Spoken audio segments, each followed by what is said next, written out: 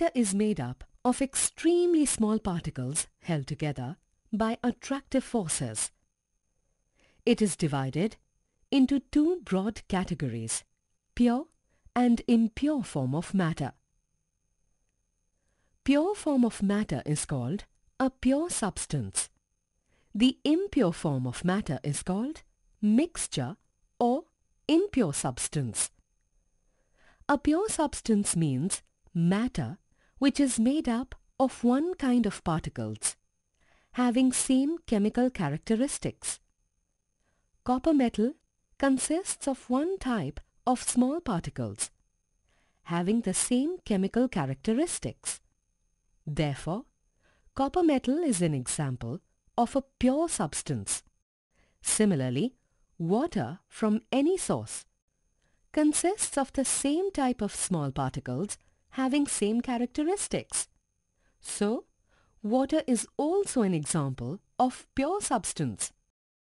Few other examples of pure substances are sodium chloride and sugar. A mixture is a form of matter which consists of two or more different pure substances in any ratio. Most of the naturally occurring matter is in the form of mixtures. Clay, seawater, food, wood, petroleum and rocks are some of the common examples of mixtures. The pure substances present in a mixture are also called its components and constituents. Two or more components present in a mixture can be mixed in any ratio by any physical or mechanical means to form a mixture.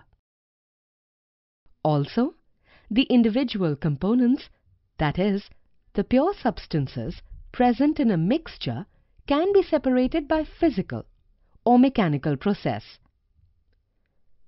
Seawater is made up of 1. Water, 2. Sodium chloride. It is possible to separate individual components, water and salt, by a physical process called evaporation. The individual components, that is the pure substances, water or sodium, cannot be further separated into their chemical constituents by any physical method. Some of the important characteristics of mixtures are 1.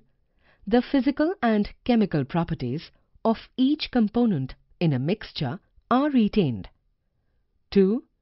In a mixture, the components are mixed by any mechanical means in any proportion. 3.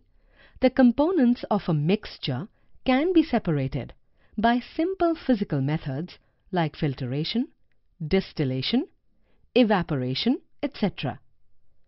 No energy change is involved during the mixing of the components of the mixture. Mixtures can be of two types, homogeneous and heterogeneous. A homogeneous mixture is a mixture which has a uniform composition throughout its mass. All parts of a homogeneous mixture have the same properties like color, taste and smell. A heterogeneous mixture is a type of mixture which contains physically distinct parts and has non-uniform compositions. We take some water in a beaker and dissolve some amount of copper sulfate in it and observe what happens. We find that the solution becomes light blue in color, which is uniform throughout. The same happens when we dissolve crystals of potassium permanganate in water. The solution turns purple in color. This purple color is uniform throughout the solution. This means that it is a homogeneous solution. Now if we take another beaker and add double the amount of potassium permanganate to it, what do we observe? We observe that the purple color in this solution is more than the intensity of purple color in the previous experiment. Let us now learn about the difference between homogeneous and heterogeneous mixtures. Homogeneous mixtures are those which have a uniform composition throughout its bulk. They do not contain physically distinct components. Homogeneous mixtures are called solutions. On the other hand, heterogeneous mixtures have a non-uniform composition. They contain physically distinct components and are called either colloidal solutions or suspensions. Mixtures can be classified into three categories based on the particle size of their components. The three categories of mixtures are solutions, suspensions, and colloids. To understand the differences in the categories of mixtures, let us perform an activity. Take a small amount of copper sulfate crystals in a beaker. Add 100 ml water to it. Stir thoroughly with a glass rod until it dissolves and observe. We observe a clear light blue colored solution of copper sulfate. The clear blue solution indicates that the copper sulfate crystals have broken down into extremely small particles which are no longer visible. When a beam of light is directed through the beaker and observed from the other side, the path of the beam of light is not visible. This observation shows that the particles of copper sulfate and water are too small to scatter the light. Light just passes through the copper sulfate solution. This copper sulfate solution is an example of homogeneous mixture and is termed as a solution or true solution. Let us now perform a second activity. For this, we take some sand in a beaker. To it we add 50 to 100 milliliters of water. Next, we stir the solution thoroughly with the help of a glass rod and allow it to stand undisturbed for few minutes. We observe that the sand does not dissolve in water but remains suspended in it. After a few minutes, sand settles down at the bottom of the container. From this observation, we can say that this is a heterogeneous mixture. Such heterogeneous mixtures are called suspensions. Let us now perform one more activity. Activity 3. We take a spoon of milk in beaker containing water and stir thoroughly with a glass rod. We find a turbid white solution of milk in water. In this case, individual milk particles cannot be seen. It means that particles of milk are too small to be seen with our eyes. However, if a beam of light is passed through this milky solution, the path of the beam of light becomes visible. This shows that in milk, the fat particles are big enough to scatter the light. These types of mixtures are heterogeneous and are called colloidal solutions. Let us now come to the conclusion. From the activities performed, we conclude that the size of the particles in true solutions is too small to be visible. The size of particles in colloidal is also small, but bigger than particles of true solution. The colloidal particles are big enough to scatter the beam of light. On the other hand, particles of suspension are big and can be seen with the naked eye. Size of particles in suspensions are greater than size of particles in colloidal solutions are greater than size of particles in true solutions. This can be verified by the process of filtration. The suspension of sand obtained can be easily separated from water by using apparatus as shown in animation. When we pour sand and water mixture through a filter paper placed in a funnel, the sand collects in the paper while water flows through. This is because sand particles are much larger in size than the pores of filter paper and cannot pass through. The colloidal particles in colloidal solution cannot be separated from water by filtration. This is because the size of colloidal particles is small and they can pass through the pores of filter paper. Similarly, the particles of true solutions cannot be separated from water by filtration. This indicates that particles of true solutions are extremely small. In a true solution, like sugar solution, the dissolved particles of sugar are extremely small and easily pass through the pores of the filter paper. A solution is defined as a homogeneous mixture of two or more substances. It has the same composition throughout their bulk. The substances present in it are called its components. The components can exist as solid, liquid, or gas. A solution is produced by dissolving a substance in another substance. The substance that dissolves is a solute. The substance that the solute dissolves in is called a solvent. If the solvent is water, the solution is called aqueous solution. Metals can also have solid solutions. They are also known as alloys. Alloys can be formed by the combinations of either metals with metals or metals with non-metals. Let us study the arrangement of atoms in metals. Most metals are solid. Pure metals are made up of the same type of atoms and are of the same size.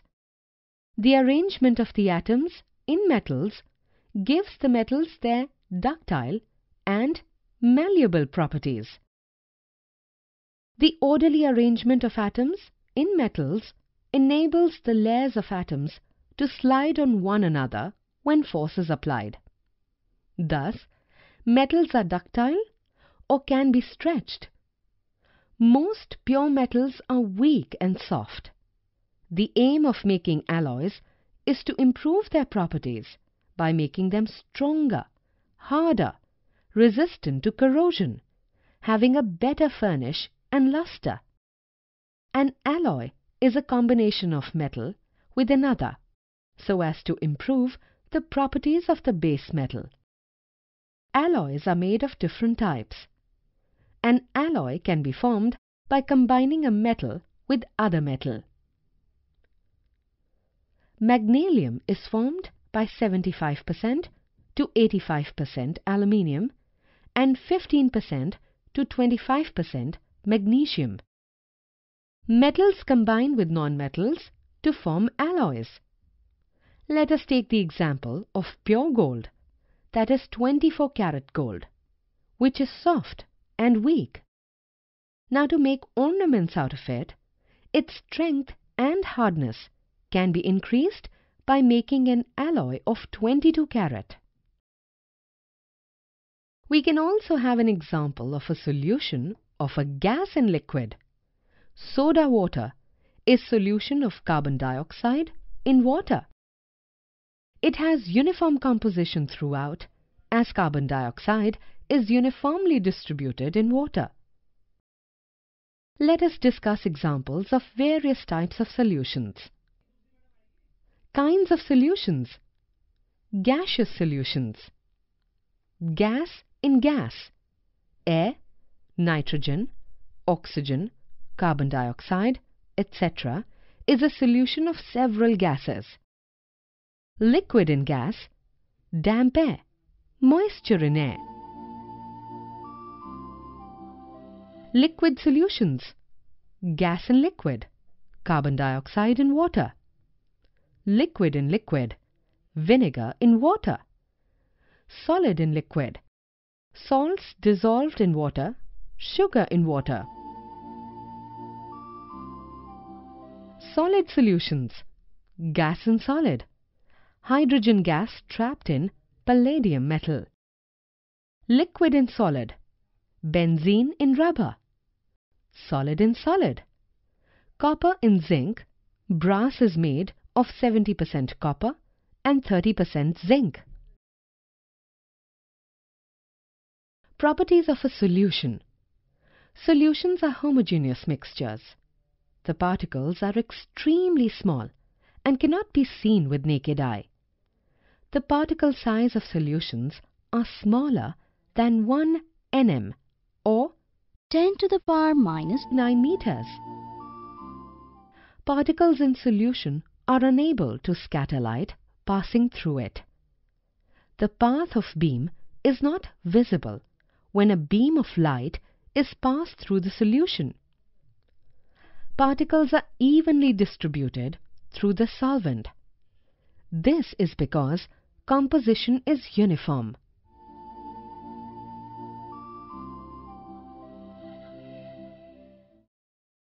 Now, let us try to define what a suspension is. A suspension is a mixture of two substances, one of which is finely divided and dispersed in the other. Examples of common suspensions are sand in water and dust in air. The particles in a suspension are larger than those in a solution. They are visible under a microscope and can often be seen with the naked eye.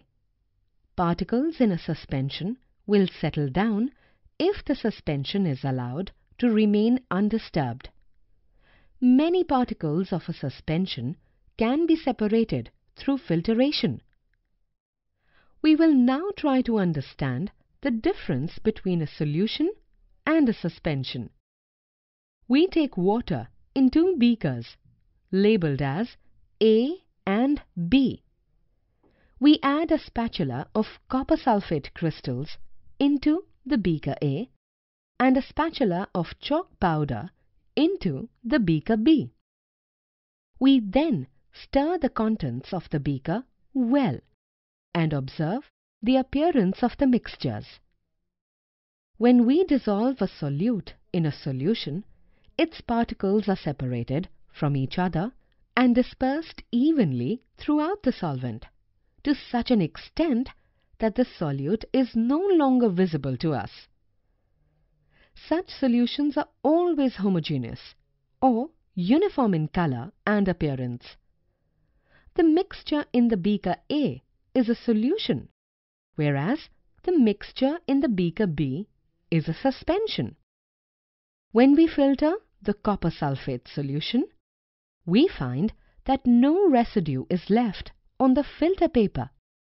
When we filter the suspension, residue is left on the filter paper. Liquid collected from the filtration is called the filtrate. The solid collected on the filter paper is known as the residue. It allows light to pass through it. When a suspension is left to stand, its particles will either settle at the bottom or float at the surface. The suspended particles are left behind as residue during filtration. A colloidal solution consists of small solute particles spread evenly in the solvent. The size of the particles in colloidal solutions is much smaller than the size of the particles in suspensions. True solution is defined as a mixture of particles of solute evenly spread throughout the solvent. Dispersing medium. Properties of colloids. Brownian movement. The random motion of the dispersed particles in a colloidal dispersion is known as Brownian movement. It results from the impact of the particles of the dispersing medium on the colloid particles, leading to haphazard motion. Tyndall effect. The Tyndall effect is observed with colloidal dispersion but not with true solutions.